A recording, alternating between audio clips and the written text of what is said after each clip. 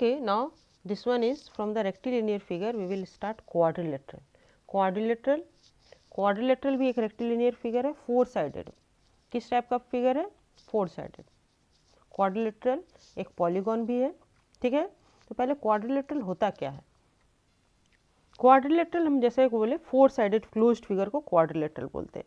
समझ लो ये और ये एक फोर साइडेड क्लोज्ड फिगर है ना, तो ये मेरा हो गया क्वाड्रिलेटरल.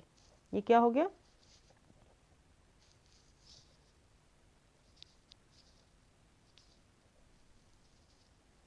क्वाड्रिलेटरल हो गया. ठीक है, फोर साइडेड क्लोज्ड फिगर को हम लोग क्वाड्रिलेटरल बोलते हैं. अब क्वाड्रिलेटरल बहुत तरह का होता है. तो पहले जब ये क्वाड्रिलेटरल एक पॉलीगॉन है तो इसका इंटीरियर एंगल का सम होगा ना, सम ऑफ इंटीरियर एंगल. तो फॉर्मूला से क्या हो जाएगा? Sum of interior angle equal to n equal to 4 है यहाँ पे, तो फॉर्मूला क्या है? n minus 2 into 180 degree. ठीक है, सम ऑफ इंटीरियर एंगल. तो ये हो जाएगा 4 माइनस 2 मीन्स 2, डायरेक्टली लिख दें. 4 minus 2 into 180 degree equal to 2 into 180 degree equal to 360 degree हो गया. तो sum of the interior angle of the quadrilateral होता है 360 हो गया. और एक तरीका देखो, इसको अगर हम दो ट्रायंगल के रूप में डिवाइड करें तो ये भी एक 180 डिग्री हुआ और ये एक 180 डिग्री है. तो दो 180 डिग्री मिलकर के 360 डिग्री हो गया. अब कितने तरह का क्वाड्रिलेटरल होता है? तो क्वाड्रिलेटरल हम पहले स्टार्ट करते हैं पैरेललोग्राम से. Opposite sides are equal and parallel. Opposite sides are equal and parallel. तो अब ये हो गया, मान लो मेरा parallelogram A B C D एक पैरेललोग्राम हो गया. इस पैरेललोग्राम में होता क्या क्या है? ये क्या है? ये हो गया पैरेललोग्राम. तो पैरेललोग्राम में अपोजिट साइड्स पैरेलल और इक्वल होता है. तो ये एक अपोजिट साइड हुआ, ये पैरेलल भी होगा, इक्वल भी होगा. और ये एक अपोजिट साइड हुआ, ये भी पैरेलल और इक्वल होगा. तो पहला क्या होता है? Opposite side parallel and equal.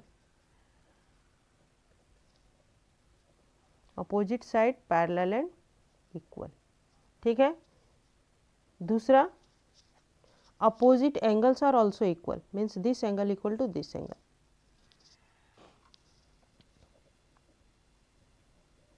Opposite angles are equal. तो ये एंगल इक्वल होगा और ये एंगल और ये एंगल इक्वल होगा. ठीक है, ये हो गया. अब आते हैं डायगोनल्स पे. Diagonals bisect each other. Diagonals क्या करता है? Bisect each other. Third number में होगा diagonals bisect each other.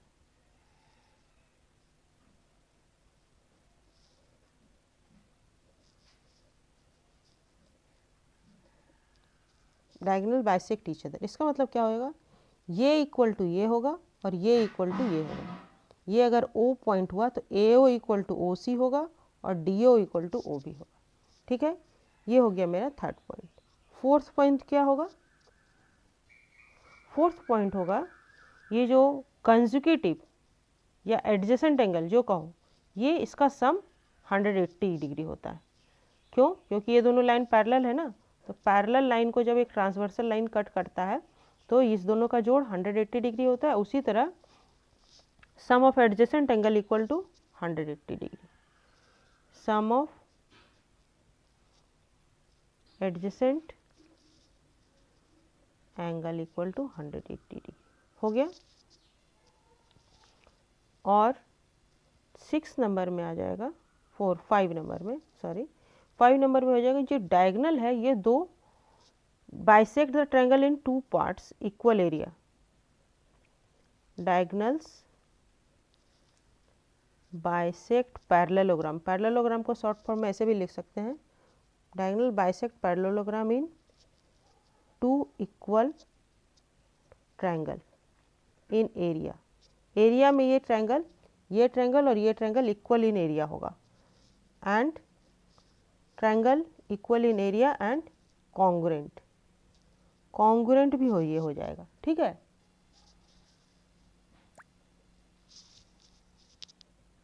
Congruent means, congruent मतलब क्या होता है? एकदम एक जैसा. देखो ये इक्वल टू ये हो जाएगा, ये कॉमन आ गया और ये इक्वल टू ये हो गया. तो S से दोनों इक्वल हो गया ना, कॉन्ग्रुएंट हो गया. और जब कॉन्ग्रुएंट हो जाएगा तो इक्वल इन एरिया भी हो गया.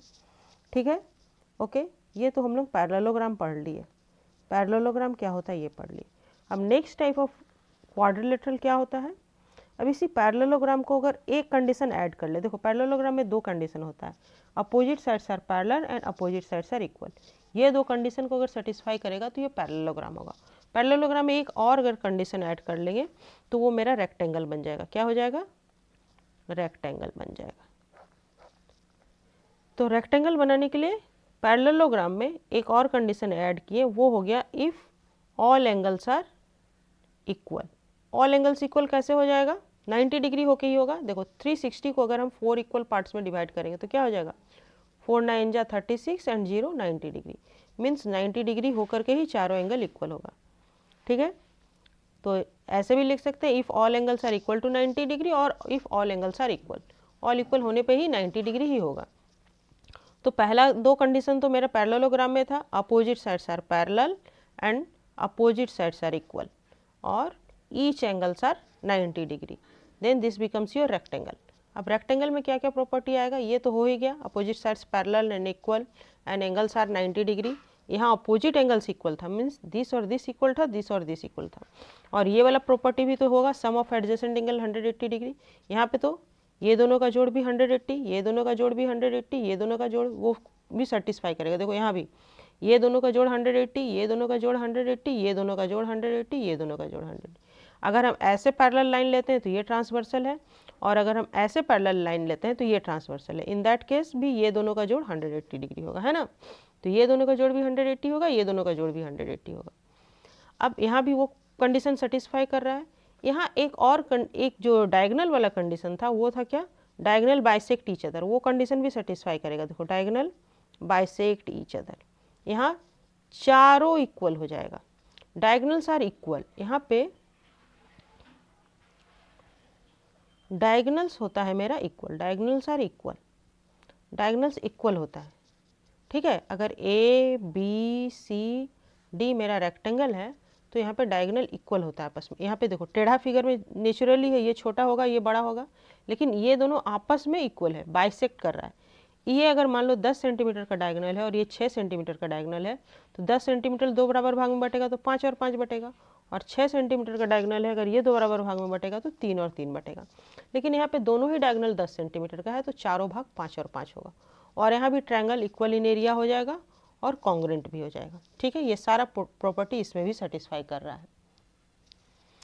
तो यहाँ पे बस एक ही कंडीशन ऐड हुआ, क्या हुआ, ये डायगोनल आपस में इक्वल होता है। ये तो हो गया रेक्टेंगल। तो पैरेललोग्राम में एक कंडीशन, पैरेललोग्राम होने के लिए एक कंडीशन इंक्लूड किए। क्या इंक्लूड किए कि एंगल्स जब 90 डिग्री, एक रेक्टेंगल में जब एक एंगल 90 डिग्री इंक्लूड हो गया तो वो मेरा रेक्टेंगल बन गया।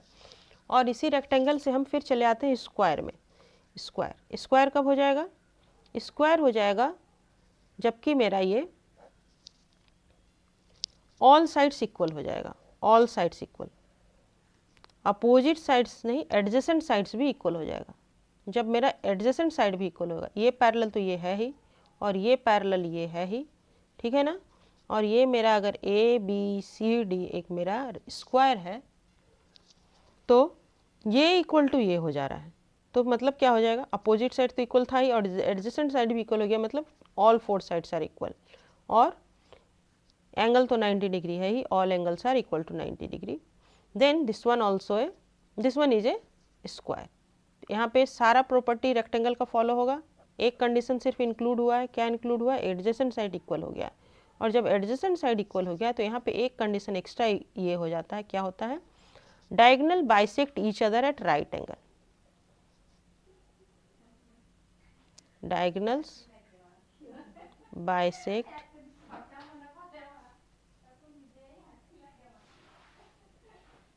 each other at right angle. Okay, this one only the extra condition. और फिर पैरेललोग्राम से ही हम एक कंडीशन एक्स्ट्रा ऐड कर देते हैं। पैरेललोग्राम में क्या था, अब हम लोग चले आते हैं रोम्बस में। रोम्बस में यहाँ पे क्या होता है, पैरेललोग्राम से एक कंडीशन एक्स्ट्रा क्या ऐड किए, पैरेललोग्राम में था opposite sides are parallel and equal, और यहाँ पे एक कंडीशन क्या एक्स्ट्रा ऐड हो जाता है, all four sides are equal. All four sides are equal देखो स्क्वायर में भी है और फोर साइड्स इक्वल रोम्बस में भी है, लेकिन रोम्बस में 90 डिग्री नहीं है, ठीक है ना, एंगल्स 90 डिग्री नहीं है। तो यहाँ पे क्या हो जाएगा, यहाँ पे मेरा ये 90 डिग्री होगा। Diagonals bisect each other at right angle यहाँ भी हो जाएगा, लेकिन यहाँ पे डायगोनल्स इक्वल नहीं होगा, ठीक है। तो ये हो गया मेरा डायगोनल, जो कि ए बी सी डी एक मेरा बन गया rhombus. Rhombus, what is the extra condition here from the parallelogram. यहाँ भी डायगोनल्स बाइसेक्ट रोम्बस, ये भी एक पैरेललोग्राम है ना, तो पैरेललोग्राम का सारा कंडीशन सेटिस्फाई होगा। ये पैरेलल टू ये होगा और ये पैरेलल टू ये होगा और all four sides are equal होगा और फोर साइड्स आर इक्वल होगा और डायगोनल्स भी होगा, वो बाइसेक्ट ईच अदर करेगा। ये 2 लाइन दे देते हैं, यहाँ पे 3 लाइन दे देते हैं, है ना, ये 3 लाइन हो गया।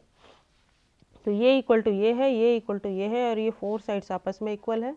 तो यहाँ पर diagonal bisect each other at right angle, देखो दोनों जिसमें दोनों फिगर जिसमें ऑल साइड्स इक्वल है उसमें diagonals bisect each other right angle होता है। Diagonals bisect each other at right angle, हो गया, ये हो जाता है राइट एंगल पे बाइसेक्ट करता है। और उसके बाद क्या होता है यहाँ पर, और एक एक्स्ट्रा कंडीशन होता है, ये जो डायगोनल्स होता है ये वर्टेक्स एंगल को भी बाइसेक्ट करता है, मीन्स ये इसको भी बाइसेक्ट करता है। दूसरा नंबर हो गया diagonal bisect the vertex angle.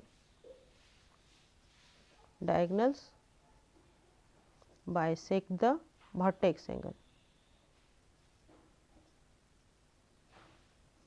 Means अगर ये देखो ये 90 डिग्री है और ये बाइसेक्ट कर रहा है, ये जितना भी एंगल हो इसको बाइसेक्ट कर रहा है, तो इस दोनों का जोड़ भी 90 होगा, इस दोनों का जोड़ भी 90 होगा, इस दोनों का जोड़, ये और ये एंगल अपोजिट एंगल, चूंकि ये पैरेललोग्राम है तो अपोजिट एंगल इक्वल होगा, ठीक है, ये इक्वल टू ये होगा और ये इक्वल टू ये होगा, तो इस दोनों का जोड़ 90 डिग्री होगा, इस दोनों का जोड़, इस दोनों का जोड़, इस दोनों का जोड़ 90 डिग्री होगा। तो डायगोनल बाइसेक्ट करता है वर्टेक्स एंगल को। ए सी बाइसेक्ट करेगा एंगल ए और सी को, और बी डी बाइसेक्ट करेगा एंगल बी और डी। क्लियर हो गया। तो यहाँ से हम लोग पैरेललोग्राम, रेक्टेंगल, स्क्वायर और रोम्बस पढ़ लिए। 4 टाइप ऑफ क्वाड्रिलेटरल था। हम लोग क्या पढ़ रहे थे, क्वाड्रिलेटरल।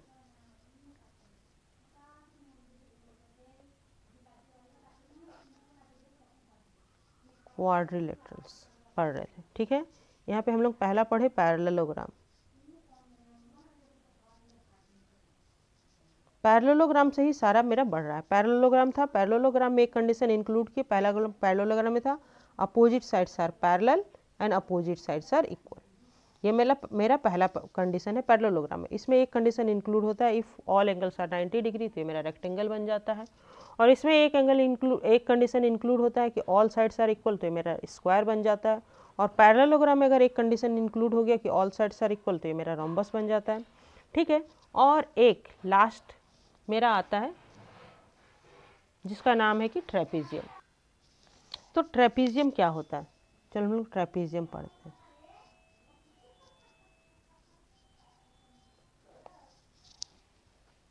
ट्रेपीजियम क्या होता है, ट्रेपीजियम में only one pair of line opposite sides are is parallel, इसको हम लोग ट्रेपीजियम बोलते हैं, ठीक है। ये मेरा ट्रेपीजियम हुआ।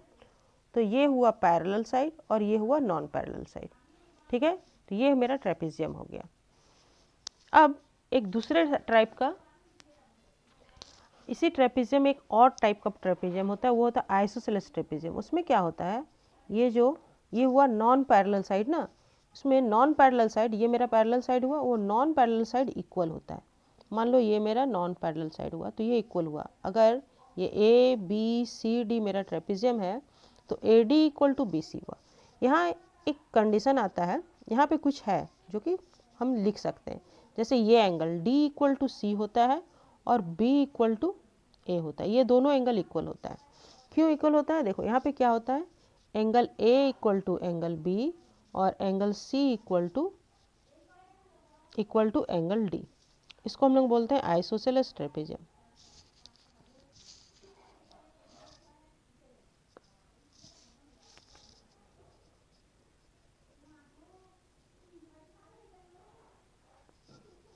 Isosceles trapezium. ठीक है, यहाँ पे A इक्वल टू बी होता है और D इक्वल टू सी होता है। और एक क्या होता है कंडीशन यहाँ पे होता है, ये जो डायगोनल हम लोग जब मिलाते हैं, ये जो डायगोनल हम लोग मिलाते हैं तो ये इक्वल टू दिस होता है और दिस इक्वल टू दिस होता है। ठीक है, ये हम लोग जब डायगोनल मिलाते हैं तो O अगर पॉइंट ऑफ इंटरसेक्शन हुआ तो OA इक्वल टू OC और OD इक्वल टू OB। ये हुआ मेरा आइसोसेलेस ट्रेपेजियम। यहाँ पे नॉन पैरेलल साइड्स और इक्वल होता है।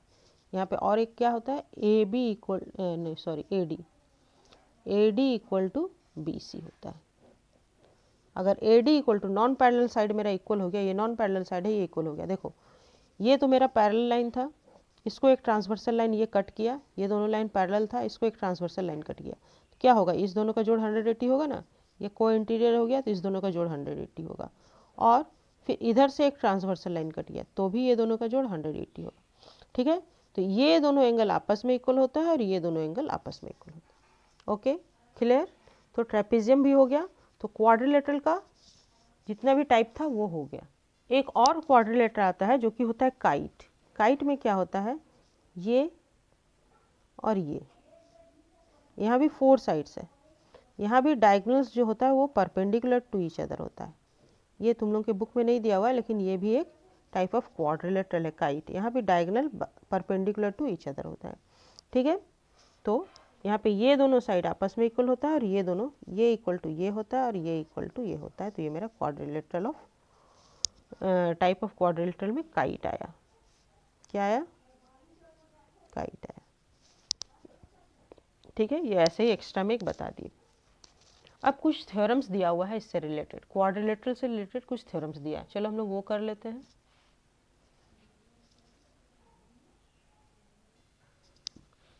ओके, सब चीज़ ठीक से दिख रहा है। ओके, तो हम लोग थ्योरम कर लेते हैं। अब चलो, तो पहला थ्योरम है, in a parallelogram both the pair of opposite angles are parallelogram.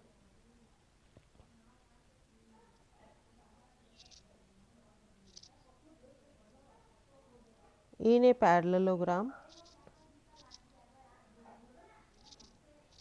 both the pair of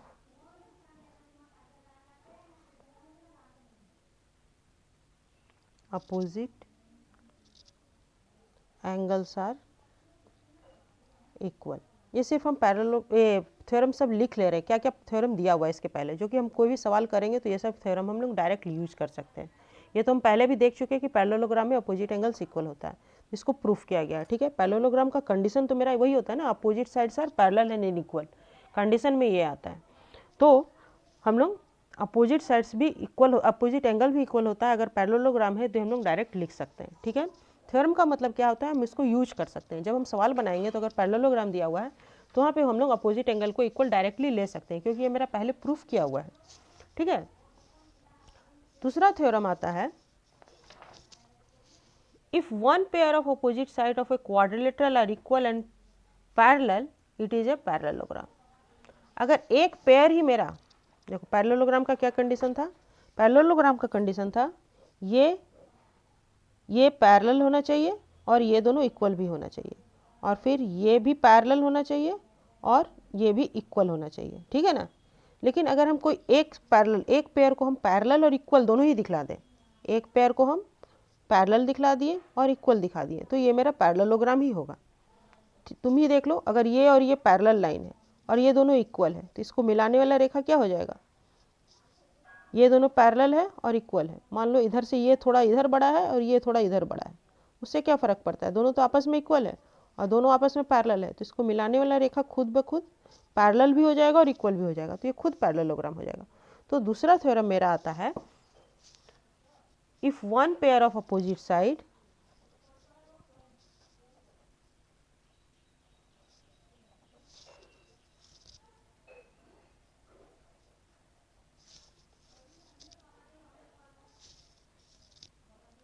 of a quadrilateral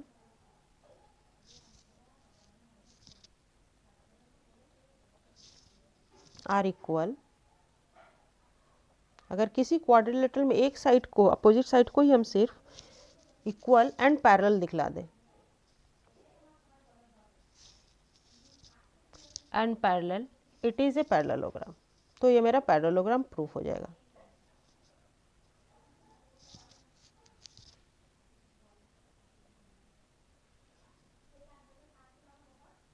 ये मेरा पैरेललोग्राम प्रूफ हो जाएगा। ठीक है। थर्ड नंबर थ्योरम क्या आता है? थर्ड नंबर थ्योरम आता है the diagonal of a parallelogram bisect each other.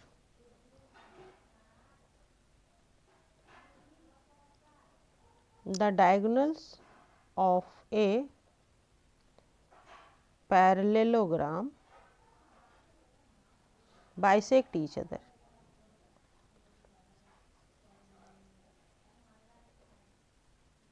तो जब भी कोई पैरेललोग्राम दिया हुआ है, अभी हम लोग इसके बाद एक्सरसाइज बनाएंगे ना, तो वहाँ पे अगर पैरेललोग्राम दिया रहेगा उसका डायगोनल हम लोग डायरेक्टली ले लेंगे कि वो एक दूसरे को बाइसेक्ट कर रहा है। चौथा थ्योरम आता है if a special parallelogram whose diagonals meet at right angle, rhombus एक special parallelogram,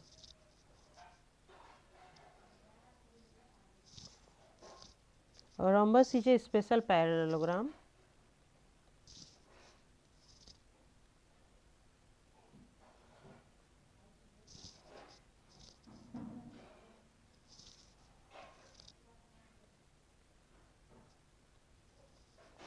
whose diagonals meet at right angle।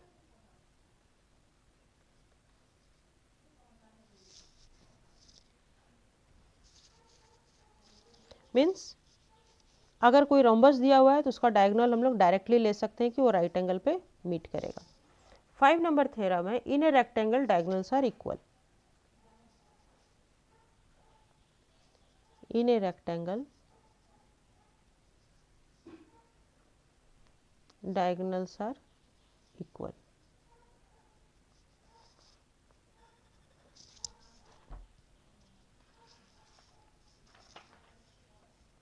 और 6 नंबर थ्योरम आ जाता है in a square diagonals are equal and meet at right angle.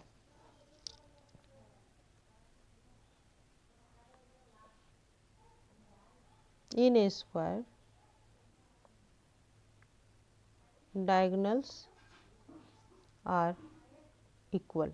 Rhombus में सिर्फ क्या करता था, बाइसेक्ट करता था, राइट एंगल पे मीट करता था, लेकिन स्क्वायर में diagonals are equal, diagonals equal भी होता है and meet at right angle.